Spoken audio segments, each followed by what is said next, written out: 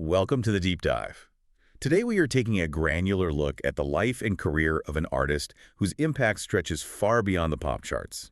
We're looking at the sources surrounding Dame Olivia Newton-John. A true global icon. I mean, we're talking about someone who sold over 100 million records, navigated these massive cultural shifts, and then used her platform to become one of the most dedicated health advocates of her generation. Right, and it's essential to understand that her career is really a study in evolution and, I think, resilience. We aren't just recounting her greatest hits. Oh, I don't know. Our sources give us this really comprehensive map of her whole trajectory.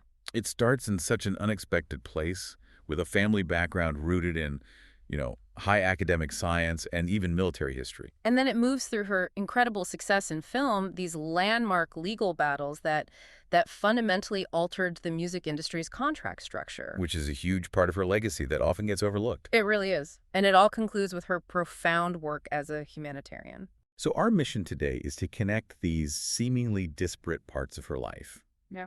How does the girl from Cambridge with a Nobel Prize-winning grandfather? Right. How does she become the leather-clad Sandy of Greece and the global face of wellness advocacy? It's a fascinating path. We want to trace that path, linking the pure voice of "I honestly love you" to the seismic shift of "you're the one that I want," and of course the groundbreaking nature of physical. And you'll find that the deeper we look, the more complex and fascinating her story really becomes. So when you first think about Olivia Newton-John, the common image is often, sunshine and Australian beaches. This is the brand, yeah. Exactly.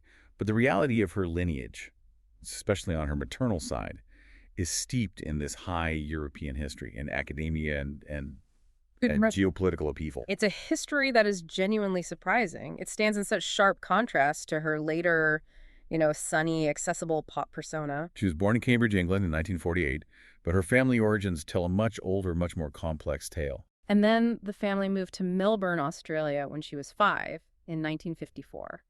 So this is really where the deep dive begins, in her maternal lineage. Her grandfather was Max Born. A towering figure in 20th century physics. I mean, this isn't just a footnote. He was a German-Jewish physicist who would eventually win the Nobel Prize in Physics in 1954. Right, for his fundamental contributions to quantum mechanics, specifically something called the Born rule. Which is essential, even today, for predicting the probability of finding a particle in a given state. He was defining the very rules of the universe. It's important to grasp the level of intellectual prestige that establishes not just that he was a famous scientist. No, he was a pioneer, a genuine pioneer defining the mechanics of the modern world. And his family's movement was directly tied to the era's darkest chapter. Exactly. The family, being German Jewish academics, they were forced to flee Germany. They came to the UK in 1933 to escape the Nazi regime, which was a common but incredibly dangerous exodus for Europe's intelligentsia at that time. And her maternal ancestry connects to other highly distinguished figures, too. Yeah, the sources mention the renowned jurist Victor Ehrenberg, and perhaps most strikingly for history buffs, she is a descendant of the Protestant theologian Martin Luther. That's just an incredible foundation of history, law, and fundamental science. And if that side of the family wasn't steeped enough in historical significance, then you look at her father's career. Right. Brindley Newton-John, her father, lived a life that sounds like it's straight out of a spy novel. It's this combination of military intelligence and a high-level academia. During World War II, he was a key MI5 officer. He was centrally involved in the war effort at Bletchley Park, working on the Enigma project. The famous code-breaking effort that shortened the war by years. And the sources also cite an even more dramatic moment in his career. He was the officer responsible for taking Rudolf Hess into custody. When Hess parachuted into Scotland in 1941, so her father was directly involved in handling one of the most high-profile prisoners of the entire war. It's hard to reconcile the breezy sound of "Have you never been mellow" with the fact that her father was interrogating one of Hitler's deputies. It really is. And after the war, Brindley transitioned out of intelligence work and back into the academic world. He was highly educated. He served as the headmaster of the Cambridgeshire High School for Boys before the family moved. And once in Melbourne, he became a professor of German and was the master of Ormond College at the University of Melbourne. So, while Olivia's trajectory eventually diverged significantly from her family's, you have to remember she grew up in an intellectually rigorous, historically aware, and highly disciplined household. And despite this rigorous background, she clearly possessed an artistic streak. Oh, absolutely. Her focus shifted. Apparently, she aspired to be a veterinarian at one I point, read that, yeah. She abandoned it because she was concerned about passing science exams. which, given her family's academic standards, is pretty understandable. So she pivots to performance almost immediately upon settling in Melbourne. She started performing locally quite young. At 14, she formed this short-lived all-girl group called Sol 4. And they performed at her brother-in-law's coffee shop. Right, just getting started. She developed a strong local profile, appearing on popular Australian TV shows, which is where she picked up that affectionate nickname, Lovely Livy. Her first big break was winning the Australian Talent Contest, Sing, Sing, Sing, in 1965. And she won with her performance of two pretty challenging songs, Anyone Who Had a Heart and Everything's Coming Up Roses. The prize for that was the pivotal trip to Great Britain. A trip she was initially reluctant to take. She was leaving behind her then-boyfriend, Ian Turpie. But her mother recognized the opportunity. She strongly encouraged her to go, emphasizing that she needed to broaden her horizons to escape the relative isolation of the Australian music scene. That insistence proved to be the defining move of her early career. But once in the UK, things didn't immediately take off. No, she recorded her first single for Decca Records in 1966, Till You Say You'll Be Mine, and it just failed to chart significantly. She really struggled. She even tried to book passage back home several times, only for her mother to step in and cancel the tickets. Her mother was determined to keep her focused on success abroad. So she needed some stability, some partnership, and she found it by teaming up with her friend Pat Carroll. And they formed the duo, Pat and Olivia. They started touring European nightclubs, and this is where they often experienced let's say, the awkward reality of the working musician. Which brings us to that famously uncomfortable story about their booking at Paul Raymond's Revue in Soho, London. It's such a perfect early career anecdote because it just captures her image then, naive and innocent, crashing headlong into the real world. So they arrive, and they're dressed primly in these frilly, high-collared dresses. Only to realize the venue is a strip club. And they just... Fine. They continue to perform their sweet pop repertoire amidst all the adult entertainment, a complete contrast with their surroundings. It speaks volumes about the chaotic, sometimes absurd, journey of a young artist trying to make it. And we also have to mention the influence of Don Kirshner. Right, the American producer who put together the Monkees and the Archies. He tried to package her in a sci-fi musical group called Tomorrow in 1970. The sources show she was deeply disillusioned by that project's commercial failure. Both the film and the soundtrack just sank so quickly. The group disbanded almost immediately. But that failure with Tomorrow is actually a crucial, often overlooked piece of her story. How so? Because it directly informed her later decision-making. When she was approached for Grease later on, that early failure made her highly cautious. Ah, okay. It led her to insist on a screen test. She wanted control and an assurance that she wouldn't be part of another project that was doomed to fail. So the early 1970s, this marks the period when she strategically pivots and finds her winning sound. She moves from those attempts at package pop to a really successful soft rock/country pop blend. And it's tailored specifically for the lucrative U.S. market. Precisely. Her first big international break came in 1971 with a cover of If Not For You. Written by Bob Dylan, Yeah. which already gives it a certain credibility. Absolutely. And this song was perfect for her. It hit number 25 on the pop charts, and crucially, it soared to number 1 on the adult contemporary chart. And that adult contemporary, or AC, success provided a stable, loyal base that would support her career for decades. But the true game changer for American recognition was Let Me Be There in 1973. This track wasn't just a hit. It demonstrated her ability to fluidly cross genre lines. It hit the top 10 on the pop, country, and AC charts all at the same time. That level of crossover success was rare, and it immediately validated her as a major force. And this validation was confirmed by the industry. She won the Grammy Award for Best Country Female Vocal Performance. And the Academy of Country Music Award for Most Promising Female Vocalist. But here's where her success, particularly in the U.S., began to generate some significant friction. Yes, this is where the unique dynamics of the American music industry really came into play. You have this British-born, Australian-raised singer winning top honors in country music. A genre that's fiercely protective of its roots and its geography, generally centered in Nashville, Tennessee. So this influx of what critics called country-flavored pop, it sparked a massive debate among the traditionalists. And it wasn't just a casual debate. It led to an organized, institutional response. The protest against non-native artists dominating the country charts directly resulted in the formation of the short-lived but impactful Association of Country Entertainers. Or ACE. ACE, right. And ACE was founded explicitly to push back against artists like her, whom they felt were diluting the genre's authenticity. Their whole platform was essentially about protecting the genre's borders. Exactly. A desire to see awards and chart dominance go to artists who were born in, based in, and reflected the traditional sounds of Nashville and the American South. They just viewed her sound as too polished, too pop-oriented. And not rooted in the traditional country narrative. That organized pushback must have felt immense.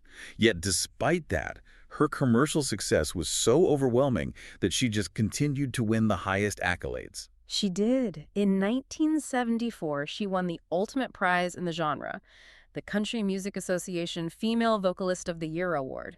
And look who she defeated. Established titans who embodied the genre's history. Loretta Lynn, Dolly Parton, Tanya Tucker. She was the first British singer ever to win that award. Her victory was viewed by the traditionalists as a kind of hostile takeover. But it proved that the public and large segments of the industry had embraced her sound. And what's fascinating is how that conflict eventually led to acceptance. The sources note that even within the establishment, she gained powerful supporters, including Dolly Parton's sister, Stella Parton, who recorded Ode to Olivia in her defense, demonstrating solidarity against those narrow definitions of the genre. And Olivia showed her dedication to the craft. Her 1976 album, Don't Stop Believin', was recorded directly in Nashville. In Tennessee, yeah. It was a signal of her respect for the genre's capital, even while she maintained her signature soft rock style. Her ability to define this soft rock, or what music historians often call the A.M. Gold staple sound. That peaked with her signature song, I Honestly Love You, also released in 1974. And A.M. Gold staples, just for context, refers to that highly melodic, accessible, and often sentimental soft rock that was all over AM radio in the 70s. Music that avoided hard rock edges and favored really smooth production. And I Honestly Love You embodied this perfectly. It was a massive success, topping the pop and AC charts, and it even landed in the country top 10. That ballad confirmed her global status. It earned her the two most coveted Grammy Awards, Record of the Year and Best Pop Vocal Performance Female. She later reflected on the song's depth, describing it as having a meaning that was deeper than the ocean, which really connected powerfully with listeners. And just looking at the sheer pace of her dominance in this era, she achieved a pretty staggering statistical milestone. She held the Guinness World Record for 45 years. For the shortest gap between new #1 albums on Billboard 200, just 154 days. From If You Love Me, Let Me Know to Have You Never Been Mellow, that speaks to an audience that was just hungry for her music. And before she made the definitive move to the U.S., there's that brief but significant chapter representing the U.K. in the 1974 Eurovision Song Contest. Right. The British public chose her song, Long Live Love, from a selection of 6 possible entries. And she later expressed that she strongly disliked the song. And maybe that lack of enthusiasm showed. She finished 4th. Losing to a new group who would soon define 1970s pop. ABBA with Waterloo. It's a classic historical footnote. Had she loved the song, maybe the outcome would have been different, but that loss arguably prompted her final geographical and strategic pivot. She was encouraged by her friend, fellow Australian singer Helen Reddy. And she permanently moved from the UK to the US in late 1974. It was a move that solidified her superstar status and set the stage for her biggest cinematic transformation. So the move to the US really lays the groundwork for the single most defining moment of her public career. The transformation. The transformation of Olivia Newton-John, the soft rock ingenue, into Sandy Olsen, the icon of Greece in 1978. And securing that role of Sandy was anything but straightforward. No, she was 28 years old during filming, and she felt genuine anxiety about portraying a high school senior. She was keenly aware of the pitfalls of cinematic missteps, right? She remembered the failure of Tomorrow. So she insisted on a screen test with John Travolta. She needed to ensure they had chemistry and that the overall project was sound. Thankfully, that screen test satisfied her, and the film was an absolute phenomenon. It became the biggest box office hit of 1978. Its success not only cemented her status as a cultural icon, but it also produced one of the best-selling soundtrack albums of all time. It just fundamentally changed her image forever. The soundtrack was a massive vehicle for her. that iconic duet with Travolta, You're the One That I Want, became one of the best-selling singles in music history. She also delivered the chart-topping gold singles Hopelessly Devoted to You and Summer Nights. The immediate dominance of that soundtrack is just astonishing. She became only the second woman ever, following Linda Ronstadt in 1977.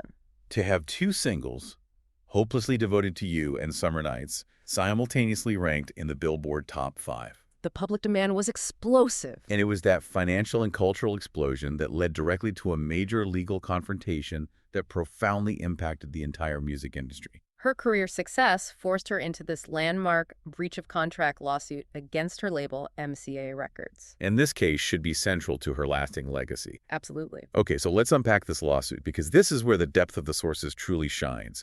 It provides crucial context for understanding artist control. So, in April 1975, she had signed a contract with MCA for a 2-year, 4-album deal. The implied, though often flexible, requirement was the delivery of 2 albums per year. And crucially, the contract, which was typical for the era, gave MCA the option to automatically extend the contract if the albums were delivered late. This time-based contract was a standard industry maneuver if an artist was slow to deliver or if outside projects intervened. The label could claim the term was unfulfilled and unilaterally extend the contract, effectively trapping the artist. And in her case, her 4th album, Making a Good Thing Better, was late, mainly because she was occupied with filming Grease for a different label, RSO Records. So when she failed to deliver that final album within the strict time frame, and with her market value now skyrocketing post-Grease, MCA exercised its option to extend, which would have prevented her from signing a new, much more lucrative deal elsewhere, but she decided to fight back. On May 31st, 1978, she filed a lawsuit against MCA for $10 million. Arguing that their failure to adequately promote her previous work essentially constituted a breach on their side, freeing her from the agreement. And MCA countersued for $1 million and sought an injunction to legally prohibit her from recording for anyone else. The court's ruling was highly nuanced, but had tectonic implications. The court did forbid her from signing with another label until the originally intended contract term had run its course. However, and this is the key legal precedent, the court ruled that the contract was not automatically extended simply because she hadn't delivered the total number of albums required within the time frame. This decision fundamentally challenged the predatory nature of that time-based system. Before this ruling, labels could indefinitely prolong an artist's contract just by claiming an album was late. So the ruling, which was partially in her favor, forced record companies to immediately rewrite their standard artist contracts across the board. They shifted the basis of the deals from being measured by a specific number of years to being measured solely by the actual number of albums recorded and delivered by the musician. She essentially closed a major loophole that benefited the labels at the expense of creative freedom. It's a profound legacy. She used her newfound star power to secure better contractual terms for countless artists who followed. She established a precedent for control and fairness in the industry. So, following the legal battle and the success of Grease, she made a very conscious and immediate visual transformation. Capitalizing on that new persona, her 1978 album, Totally Hot, was titled to reflect this. And the visual change was jarring, moving from that pastoral image of the mid-70s to something much edgier. The album cover featured her dressed entirely in leather, directly referencing the final, confident version of Sandy in Grease. Musically, she embraced a more aggressive, up-tempo, and rock-oriented sound, which you can hear in hits like A Little More Love and Deeper Than the Night. The country sound was heavily de-emphasized, though, interestingly, the album still performed respectably on the country albums chart. Which shows that her original audience hadn't entirely abandoned her, even as she evolved musically. The transformation continued into her next major film, the roller disco fantasy Xanadu, in 1980. Where she starred opposite the legendary Gene Kelly. We know the film itself was a critical and commercial failure, often cited as one of the major flops of the early 80s. Yet, despite the film's troubles, the sources underline that her musical drawing power was undeniable. The soundtrack was a massive commercial success. Certified double platinum. And it produced major hits like Magic, which topped the pop chart for 4 weeks, and the adult contemporary chart for 5 weeks, her biggest AC hit ever. The film might have been savaged by critics, but the music secured her position. And Xanadu later became a beloved cult classic, which proves its enduring influence. If Grease was a reinvention, Then the physical era, beginning in 1981, was a full-scale assault on the pop landscape. This album solidified her image change with material that was far more risque and rock-oriented than anything she had attempted before. It marks the absolute apex of her pop success and cultural relevance. And she was very clear about this shift. The sources quote her explaining that she just wasn't in the mood for tender ballads. She wanted peppy stuff, because that's how I'm feeling. It was a deliberate move away from the sentimental and towards the aggressive. The title track, Physical, written by Steve Kipner and Terry Shattuck, became an absolute cultural anchor. It spent 10 consecutive weeks atop the Billboard Hot 100. Which matched the record at that time for the most weeks at #1. And Billboard later ranked Physical as the single biggest song of the entire 1980s decade. The lyrics themselves generated intense controversy. Billboard sources ranked Physical as the most popular single ever about sex. I mean, due to its overt suggestive nature, let's get animal. This led to very real consequences, including 2 radio stations in Utah banning the single from their playlists due to its perceived indecency. So she needed a strategic countermove to manage the backlash, and what she did was a stroke of genius that helped define the early video era. To offset the suggestive lyrics, she filmed an exercise-themed music video, Brilliantly transforming the song into an aerobics anthem. She suddenly became the figurehead of the fitness craze, complete with colorful headbands and leotards. That pivot wasn't just clever marketing.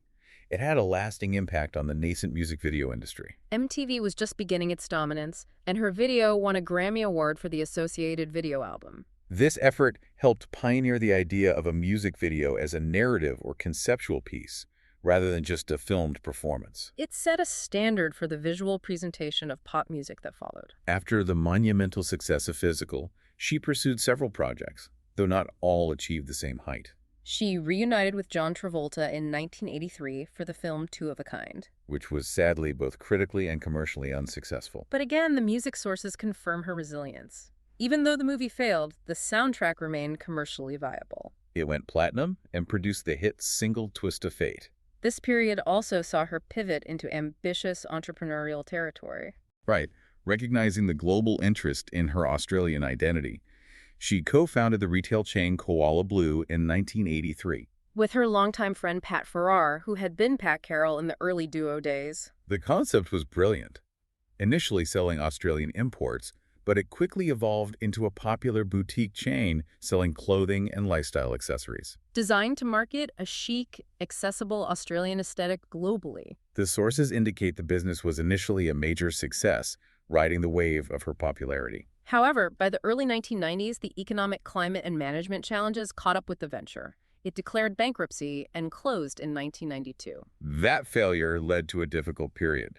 She and Farrar faced a multi-million-dollar breach of contract lawsuit filed by franchise holders who had invested in the rapidly expanding chain. And while it was a challenging business failure, the legal outcome was favorable to her. The lawsuit was ultimately dismissed by a judge on summary judgment in 1993. They cited insufficient evidence to sustain the claims. And this closure and legal entanglement coincided with a slowdown in her recording output. Following the birth of her daughter Chloe in 1986, her subsequent studio albums, Soul Kiss and The Rumor, saw a notable commercial dip compared to the Physical era. This was a classic case of generational shift in the charts. Absolutely. Yeah. By the late 80s, the pop charts were dominated by younger artists like Debbie Gibson and Tiffany. At approaching 40, she struggled to maintain the pop relevance she enjoyed earlier. However, this period did usher in a shift in her lyrical maturity. Critics praised The Rumor for taking on more meaningful contemporary subject matter. The album directly tackled serious themes like AIDS in the song Love and Let Live, as well as important social issues like environmentalism and the challenges of single-parent households. This artistic shift demonstrated her commitment to deeper expression, even as the commercial momentum slowed. So the 1990s brought her career and her life to a complete standstill.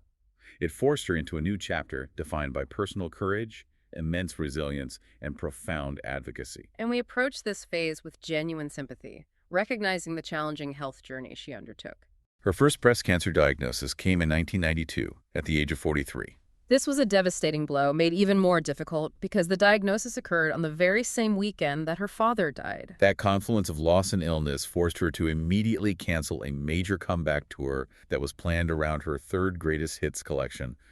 back to basics. And tragically, this was not the end of the fight. The sources document 2 recurrences. The first in 2013, and a more severe progression in 2017, when the cancer metastasized to her lower back. This progressed to stage 3, leading to significant pain from the metastatic bone lesions. In the face of this immense, multi-decade personal challenge, her response was truly extraordinary. Rather than retreating, she turned her struggle into a powerful public platform dedicated to research and wellness. She became a devoted advocate and philanthropist. Her primary focus was creating a comprehensive care environment. She founded the Olivia Newton-John Cancer and Wellness Center in Melbourne. The facility, which opened in 2012, fulfilled her dream of creating a center that focused not only on conventional medical treatment, but also on emotional and spiritual wellness therapies. She was also openly progressive in her approach to pain management. She advocated strongly for the use of medical cannabis to ease the significant chronic pain she experienced from the metastatic bone lesions. A position that was fully supported by her final husband, John Easterling, who specialized in rainforest botanicals. And this transparency and public advocacy played a huge role in destigmatizing the use of medical cannabis for pain relief among cancer patients globally. She used her voice to empower others, seeking holistic approaches alongside traditional treatment. Her music during this period became deeply autobiographical and reflective of her health journey. Her 1994 album, Gaia, One Woman's Journey, chronicled her initial ordeal. And significantly, the sources note that this was the first album where she took full creative control, writing all the music and lyrics herself. It marked a major evolution into an active, independent songwriter. This focus on healing continued into later projects. Albums like Stronger Than Before in 2005 and Grace and Gratitude in 2006 were explicitly sold to benefit cancer research and related charities. They often featured collaborations with other cancer survivors or individuals impacted by the disease. And despite the profound personal challenges, she maintained an active and impactful performance career throughout the late 90s and 2000s. Often marked by massive collaborative successes in her home country. Her 1998 main event tour with Australian stars John Farnham and Anthony Warlow was a huge success. It yielded a quadruple platinum album. And on a global stage, she had an astonishing moment of visibility in the year 2000. She performed the song Dare to Dream with John Farnham during the Parade of Nations at the Sydney Summer Olympics opening ceremony. An event viewed by an estimated 3.5 billion people worldwide. That just speaks to her enduring global resonance. She even found time to return to pop culture with humor, showing remarkable self-awareness. She guest starred on the TV show Glee in 2010. Recreating her famous physical video alongside Jane Lynch's character, Sue Sylvester. And the digital release of that performance even charted briefly on the Billboard Hot 100. Even towards the end of her life, she was embracing new chart formats. In 2015, she scored her first #1 single on Billboard's Dance Club Songs chart. With her daughter, Chloe Latanzi, and producer Dave Audet. The song You Have to Believe was a modernized reimagining of Magic. She cited that collaboration as particularly meaningful, celebrating the 35th anniversary of Xanadu. She noted that Chloe was the real magic that came out of that film, as she met Chloe's father while filming. That mother-daughter collaboration holds the distinction of being the first of its kind to reach #1 on the Dance Club Play chart. Her final public performance was at the Firefight Australia charity event in February 2020. And her final single, Window in the Wall, a duet with Chloe about unity and connection, was released in 2021. Beyond the professional milestones and public advocacy, her personal life was marked by relationships that brought great happiness, but also faced immense scrutiny. And even contained an unexplained mystery. Her early career saw personal turmoil. She was engaged to British producer Bruce Welch, known for co-writing hits like Please Mr. Please. Their breakup in 1972 was reportedly devastating and led Welch to attempt suicide. She later had a turbulent relationship with British businessman Lee Kramer, who served as her manager for a time. A period she described as one long breakup, highlighting the emotional difficulty of juggling a massive career and personal stability. She found stability in her first marriage to actor Matt Latanzi, whom she met while filming Xanadu in 1980. They married in 1984, and their daughter, Chloe Rose, was born in 1986. Though they divorced in 1996, the sources confirm they maintained an amicable relationship afterwards. But the most profound personal challenge, and perhaps the most enduring mystery, involved the vanishing of her boyfriend, cameraman Patrick McDermott. During a 2005 fishing trip off the coast of California, she was in Australia at her retreat at the time. A 2008 Coast Guard investigation ultimately concluded that McDermott was lost at sea. However, due to his reported deaths and circumstances, unsubstantiated claims and intense media speculation persisted for years that he had faked his own death and was living abroad. It was a painful and unresolved public mystery she had to navigate. Her final marriage provided profound comfort and partnership. She married Amazon John Easterling, a specialist in rainforest botanicals, in 2008. They were married first in an Incan spiritual ceremony in Peru, followed by a legal ceremony 9 days later. Their shared passion for wellness, alternative therapies, and using plant medicine for pain relief defined their life together. It became a cornerstone of her final advocacy. Looking at her legacy, the sources provide a beautiful anecdote that perfectly captures the unique public affection and esteem she commanded. In 2019, hundreds of memorabilia items from her career, including iconic costumes, were auctioned to raise funds for her Cancer Wellness and Research Center. The auction raised $2.4 million. And the famous skin-tight leather jacket and trousers from the end of Grease the Bad Sandy outfit sold for $243,200 to an anonymous billionaire. But the astonishing coda to that story is that the buyer decided to return the jacket to her. He stated simply that it should not sit in a billionaire's closet for country club bragging rights, and belonged instead with her and her charitable work. That act of anonymous generosity just speaks volumes about the warmth she radiated and the universal respect people held for her and her mission. Beyond the anecdotes, we need to assess her technical musical legacy. Music critics often praised her vocal ability, describing her as possessing a pure, interpretive soprano voice with a wide note range. Her technical ability often gets overshadowed by her star power. But the sources point to a key piece of evidence: her live performance of Dolly Parton's Jolene. During that performance, she demonstrated an impressive 3-octave note range. It showcased a versatility and control that allowed her to transition seamlessly between genres. And that versatility is key to understanding her decades-long relevance. She successfully navigated the shift from the innocent soft pop aesthetic of the early 70s. What we described as the AM gold staples. Right. To the high-energy synthetic pulse of 80s dance pop. She was one of the few artists who adapted fully to the musical demands of 3 distinct decades. Her reputation has consistently been described by the sources as that of an artist who was almost universally well-liked. And viewed as an essentially kind and warm-hearted person. In many ways, her lasting legacy as a compassionate human being and advocate may ultimately supersede her impressive musical accomplishments. That high esteem was formally recognized through numerous honors, including Officer of the Order of Australia in 2006, Companion of the Order of Australia in 2019, and the high honor of Dame Commander of the Order of the British Empire in 2020. She passed away on August 8, 2022, at the age of 73, at her California home. Tributes poured in instantly from around the world, most notably from her close friend John Travolta and from peers like Barbra Streisand. Melbourne and Sydney lit major landmarks pink in her honor. Her final wishes were incredibly personal. She requested to be cremated and have her ashes scattered in places deeply meaningful to her, including Byron Bay, her San Ynez Ranch, and in other places that I love. So, reflecting on this deep dive, we see a life defined by incredible duality and resilience. She managed a career that stretched from innocent folk singing Bob Dylan covers to the aggressively commercial and hypersexualized physical era.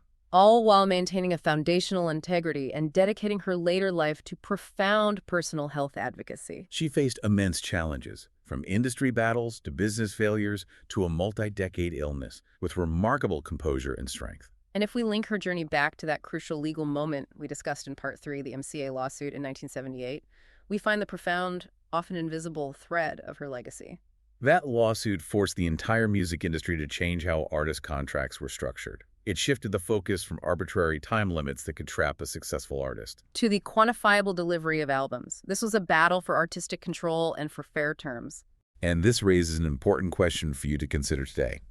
While musicians currently fight for fair compensation and ownership rights in the digital age, whether it's over streaming royalties, ownership of masters, or publishing rights, how much of that ongoing conversation about artist value and financial control is rooted in the single contractual precedent she set decades ago? She used her star power to fight for control over her product, setting the stage for every artist who demands fairness today.